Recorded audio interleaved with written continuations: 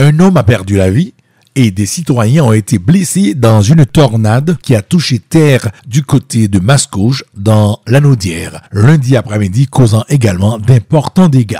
Cette tornade a fait un décès et 2 blessés. La personne décédée se serait réfugiée dans son cabanon et le cabanon est parti complètement au vent, a confirmé Jean-Pierre Bourdeau, directeur du service d'incendie de la ville de Mascouche, aux journalistes.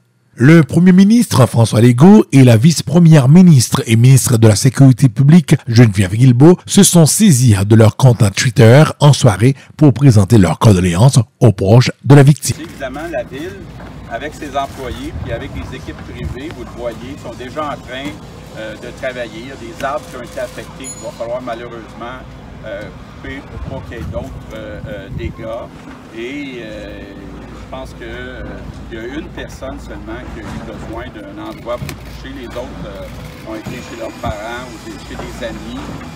Donc, on voit la belle solidarité ici à Mascouche. Donc, très content de voir là, tous les citoyens qui sont en train de s'entraider. Et les gens ont eu peur, mais ils semblent quand même là, garder le moral. Et puis, je tenais à venir les encourager, leur dire d'être courageux et aussi de dire qu'on sera avec eux s'il y a des besoins de quelque sorte que ce soit. On va prendre quelques questions. M. Legault, vous dites donc un peu comme dans les scénarios catastrophiques d'inondation, il se peut que le gouvernement compense d'une certaine manière s'il y a des couvertures qui ne sont pas faites par les assureurs, si je comprends bien? Oui, on va regarder là si effectivement il y a une partie qui n'est pas couverte par les assurances. On a vécu quelque chose d'un peu similaire à Gatineau. Et puis c'est ce qu'on avait fait.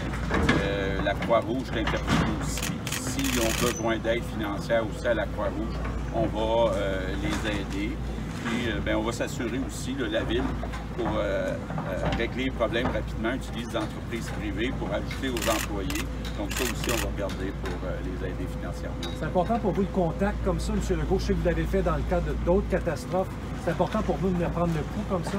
Oui, c'est important d'abord de dire tous les ministères du gouvernement, là, que ce soit la sécurité publique, que ce soit les ressources naturelles avec Hydro-Québec, peu importe les ministères, on est tous au service des citoyens, disponibles.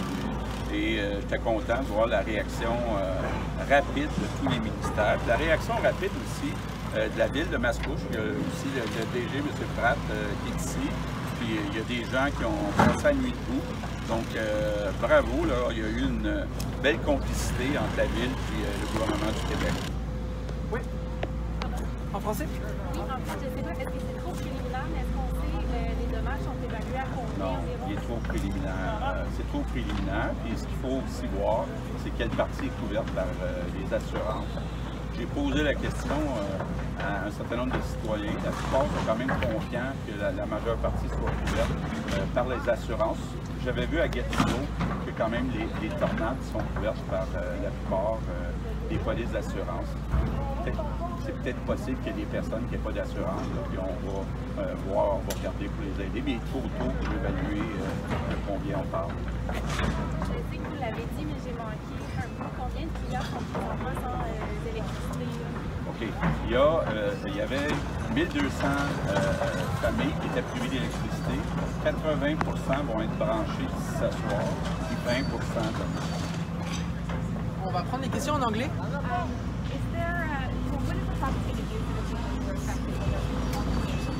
Okay, first we'll make sure that all the money they can get from their insurance companies, that they get that. Of course, there will be some expenses by the town of Mascouche about all the work that is done right now. Yes, we have employees from the town of Mascouche, but we also have private companies that are involved because we have to take action. For example, for trees that have been affected, unfortunately we have to cut some of them to make sure that they don't do more damages. So we'll look at that, and Mathieu and Guillaume will take me aware of the situation. So they keep me informed, and help them financially. And can you give us a little bit of a sense of what you saw from people when you were going around? But of course, people were surprised and scared.